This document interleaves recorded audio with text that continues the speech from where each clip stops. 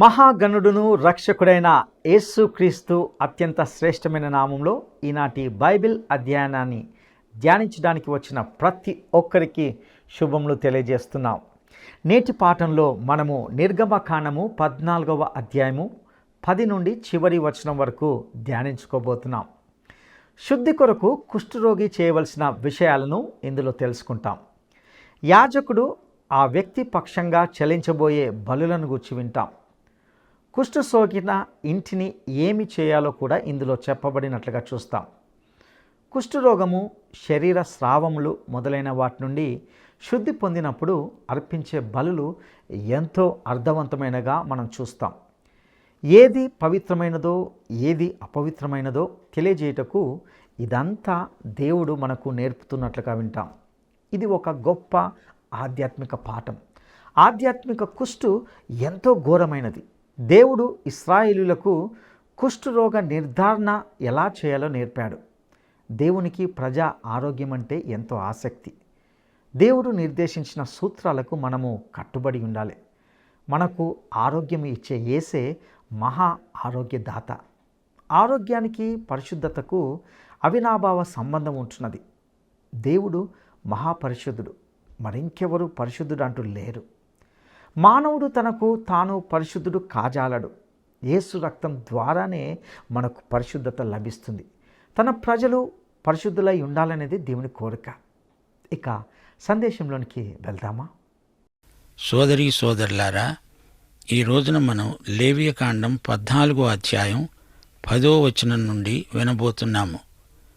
8వ రోజున వాడు నిర్దోషమైన 2 మగ గొర్రె పిల్లలను, నిర్దోషమైన 7 ఏడాది ఆడుగొర్రె పిల్లలను, నైవేద్యమునకై నూనె కలిసిన 3 పదోవంతుల గోధుమ పిండిని, 1 అర్ధసేరు నూనెను తీసుకొని రావాలి. ఇప్పుడు కుష్ఠరోగి శుద్ధి పొందాడు. అతడు పరిశుద్ధ సమాజములో ప్రవేశించడానికి యోగ్యుడు. అతడు లోపలికి వెళ్ళినప్పుడు మిగతా ఇశ్రాయేలులాగే బలులు అర్పించాలి.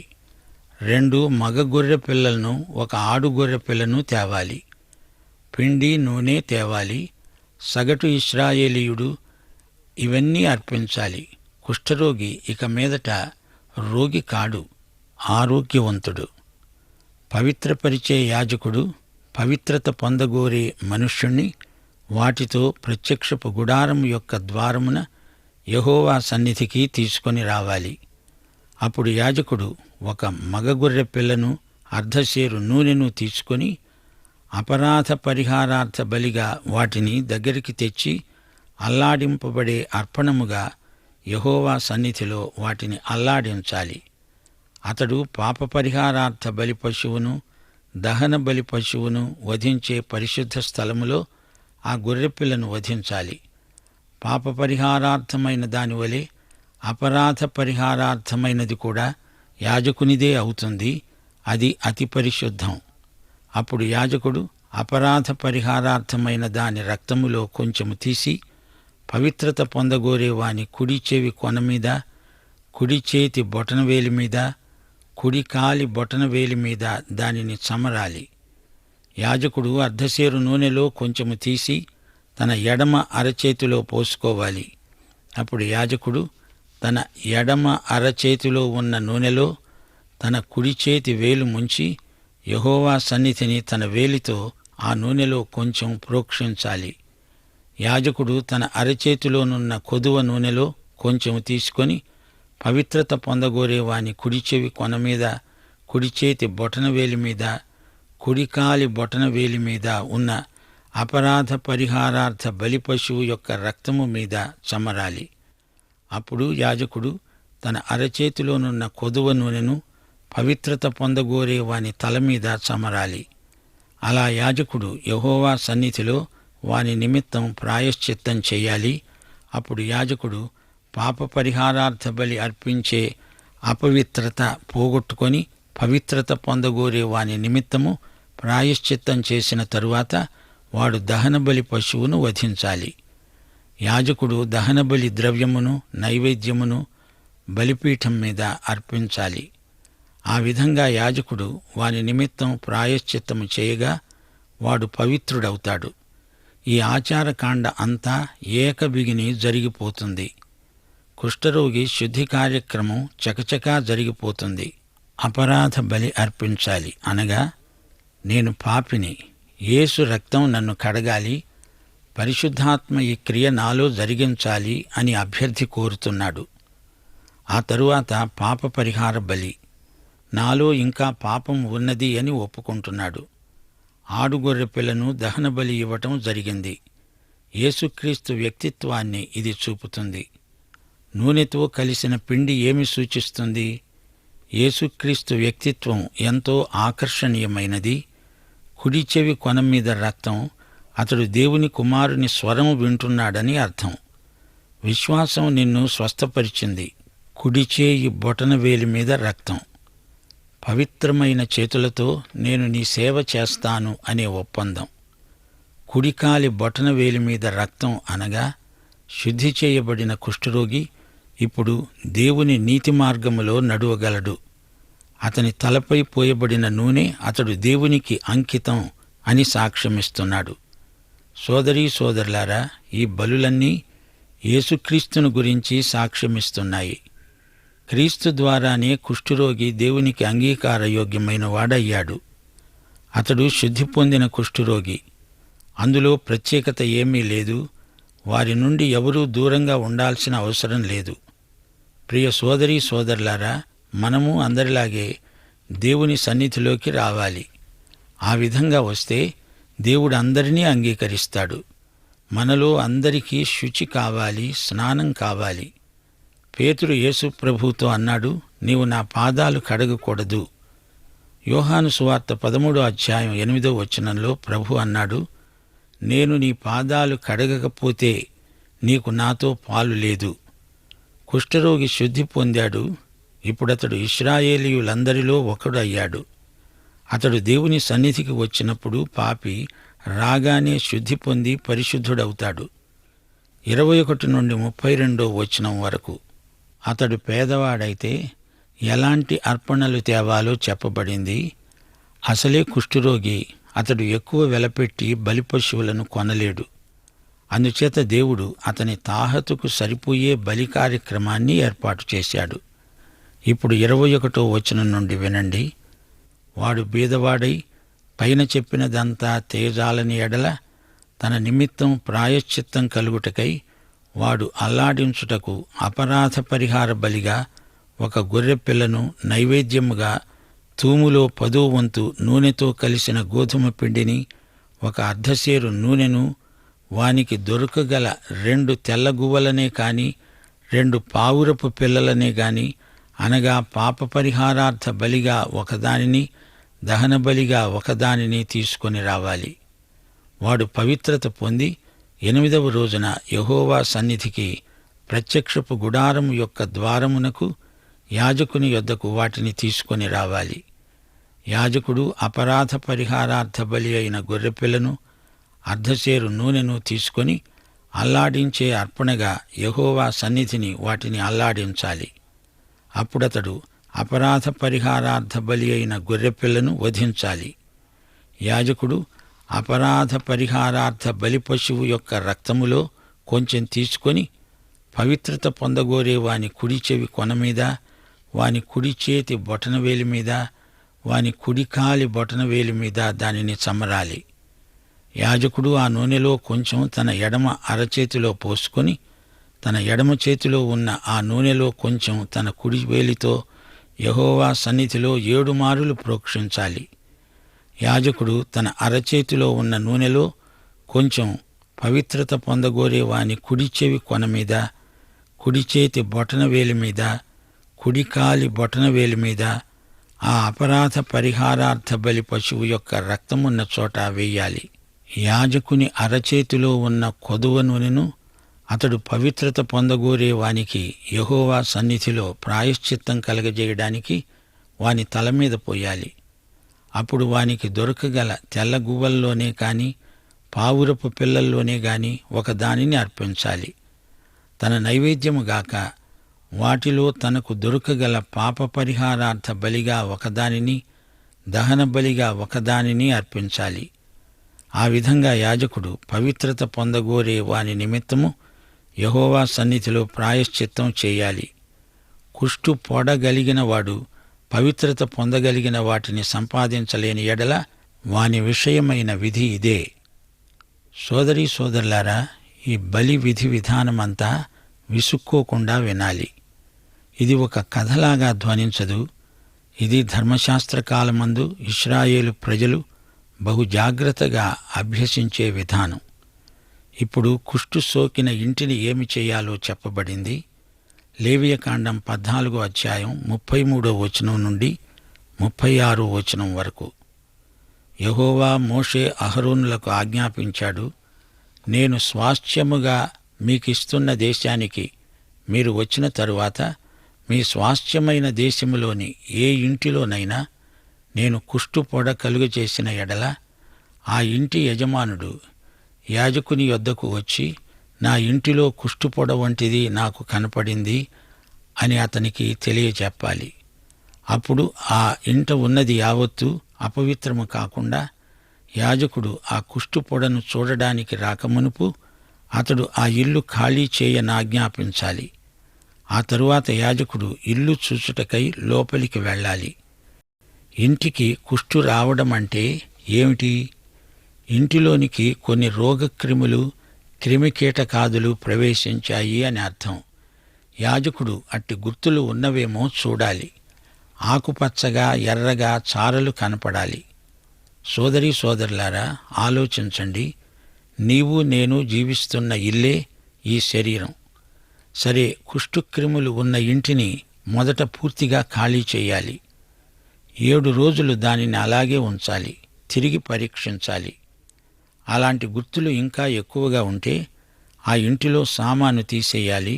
కుష్టు గుర్తును అనగా గోడ మీది గచ్చును తీసేయాలి.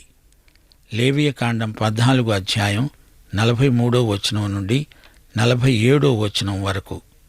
అతడు ఆ రాళ్లను ఊడదీయించి ఇల్లు గీయించి దానికి అడుసును పూయించిన తరువాత ఆ పొడ తిరిగి ఆ ఇంట బయలుపడిన ఎడల యాజకుడు వచ్చి దానిని చూడాలి. అప్పుడు ఆ పొడ ఆ ఇంట వ్యాపించిన ఎడల అది ఆ ఇంటిలో కురుకుడు కుష్టు, అది అపవిత్రం. కాబట్టి అతడు ఆ ఇంటిని, రాళ్లను, కర్రలను, సున్నమంతటిని పడగొట్టించి ఊరి వెలుపల ఉన్న అపవిత్ర స్థలానికి వాటిని మోయించి పారబోయించాలి. ఆ ఇల్లు పాడుపెట్టిన దినములన్నీ దానిలో ప్రవేశించేవాడు సాయంకాలం వరకు అపవిత్రుడవుతాడు. ఆ ఇంట పండుకొనేవాడు తన బట్టలు ఉతుక్కోవాలి. ఆ ఇంట భోజనం చేసేవాడు తన బట్టలు ఉతుక్కోవాలి. యాజకుడు ఆ ఇంటిలో కుష్టుగుర్తులు కనపడుతూ ఉంటే ఆ ఇంటిని పడగొట్టాల్సిందే. సోదరీ సోదరులారా, వినండి. ఈ లోకానికి అనగా ఈ భూగోళానికి కుష్టు వస్తే దానిని ప్రభువే బాగు చేయాలి. కొత్త భూమి, కొత్త ఆకాశము ఆయన నిర్మించబోతున్నాడు. అప్పుడు అంతా స్వచ్ఛమై నూతనమై ప్రకాశిస్తుంది. యాజకుడు ప్రవేశించి చూచినప్పుడు ఆ ఇంటికి అడుసు వేసిన తరువాత ఆ పొడ ఇంటిలో వ్యాపింపకపోయిన ఎడల పొడ బాగుపడింది గనుక ఆ ఇల్లు పవిత్రమని యాజకుడు నిర్ణయించాలి. ఇప్పుడు బలి విధానమంతా కుష్ఠురోగికి చేసినట్లే 2 పక్షులతో కార్యక్రమం నిర్వహించాలి.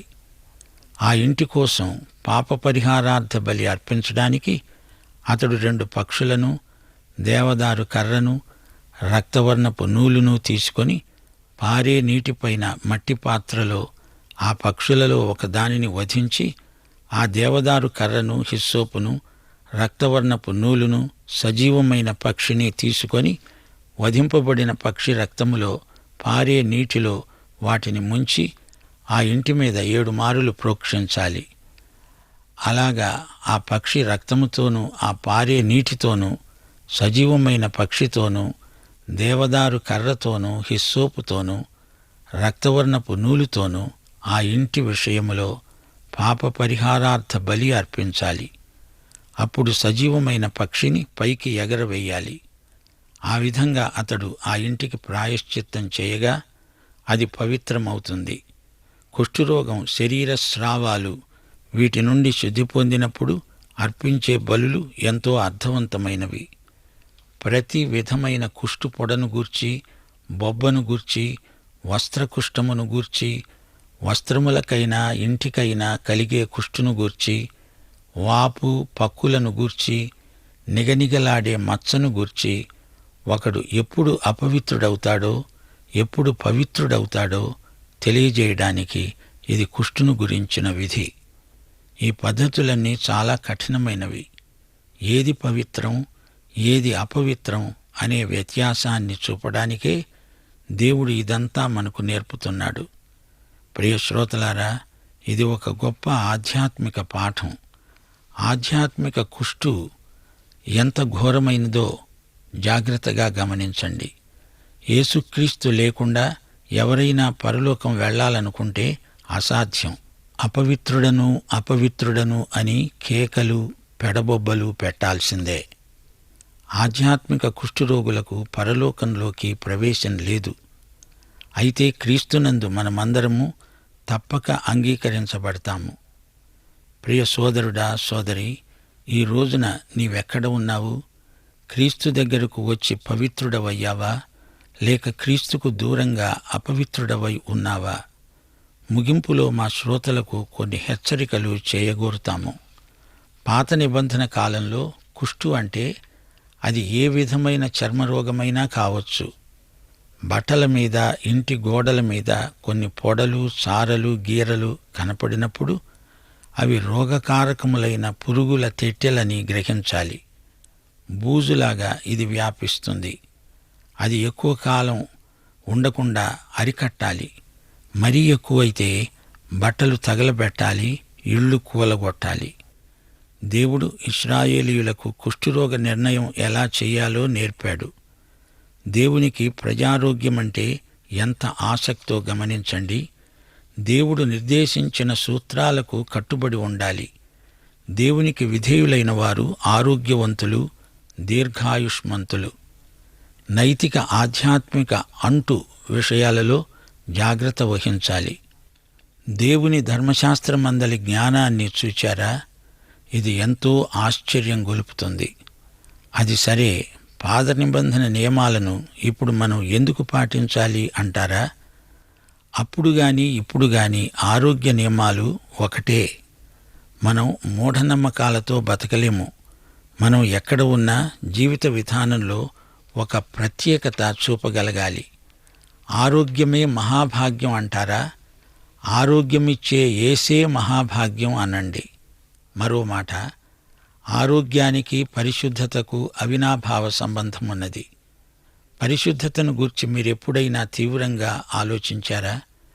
పరిశుద్ధత అనే భావం బైబిల్లో మనకు ఎదురవుతుంది.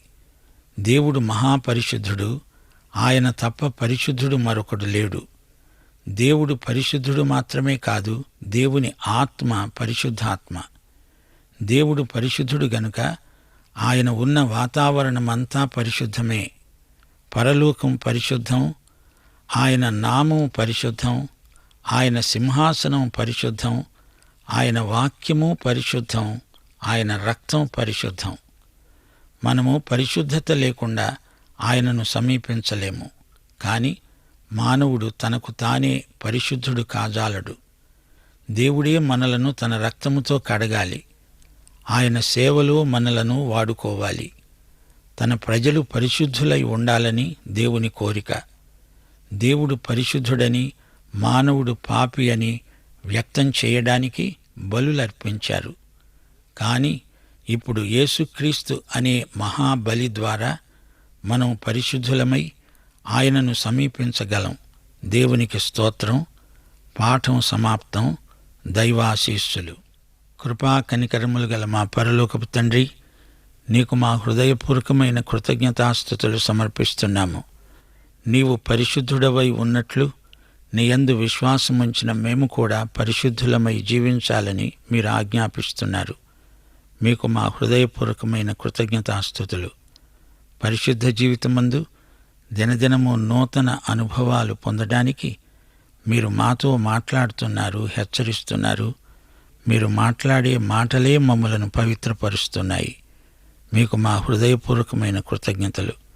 నేటి పాఠం ప్రకారం జీవించడానికి మాకు మీ ఆత్మ నింపుదల నడుపుదల దయచేయమని యేసుక్రీస్తు వారి శుభనామమున ప్రార్థన చేస్తున్నాము తండ్రి. ఆమేన్. ప్రియులారా, ఇంతవరకు మనము శుద్ధి కొరకు కుష్ఠరోగి చేయవలసిన విషయాలను కొన్నింటిని ఇందులో తెలుసుకొని ఉన్నాం. యాజకుడు ఆ వ్యక్తి పక్షంగా చెల్లించబోయే బలులను అనగా అపరారార్థ బలి, పాప పరిహారార్థ బలి మరియు దహన బలిని అర్పించాలని దేవుడు తెలియజేసిన విషయాలను విన్నాం. ప్రతి బలి ఒక్కొక్క ఆధ్యాత్మిక సత్యాన్ని బోధిస్తూ యేసుక్రీస్తును గూర్చి సాక్ష్యం ఇస్తున్నాయని విన్నాం. క్రీస్తు ద్వారానే కుష్ఠరోగి దేవునికి అంగీకార యోగ్యుడయ్యాడు. దేవుడు తన యొద్దకు వచ్చు వారిని తప్పక అంగీకరిస్తాడు. అందరికీ శుద్ధి కావాలి. ప్రియులారా, ఆధ్యాత్మిక కుష్టు ఎంతో ఘోరమైనది. యేసుక్రీస్తు లేకుండా ఎవరునూ పరలోకానికి వెళ్ళలేరు. ఆధ్యాత్మిక కుష్ఠరోగులకు పరలోకంలో ప్రవేశం లేదు. అయితే క్రీస్తునందున వారు తప్పక అంగీకరించబడతారు. దేవునికి ప్రజా ఆరోగ్యం అంటే ఎంతో ఆసక్తి. దేవుడు నిర్దేశించిన సూత్రాలకు మనము కట్టుబడి ఉండాలి. దేవునికి విధేయులైన వారు ఆరోగ్యవంతులు. మనకు ఆరోగ్యం ఇచ్చే యేసే మహా ఆరోగ్యదాత. ప్రియ సహోదరుడా, సహోదరి, ఆరోగ్యంనకు పరిశుద్ధతకు అవినాభావ సంబంధం ఉన్నదని మనం గుర్తించాలి. దేవుడు మహాపరిశుద్ధుడు. మరింకెవరు పరిశుద్ధుడు అంటూ లేరు. మనము ఘోర పాపులం. యేసు రక్తం ద్వారానే నీకు నాకు పరిశుద్ధత లభిస్తుంది. తన ప్రజలు పరిశుద్ధులై ఉండాలనేది దేవుని కోరిక. యేసు క్రీస్తు అనే మహాబలి ద్వారా మనము పరిశుద్ధులమై ఆయనను మనము సమీపించగలమని గుర్తించాలి. అట్టి కృప దేవుడు మనకు దయచేయునుగాక. దైవాశీస్సులు.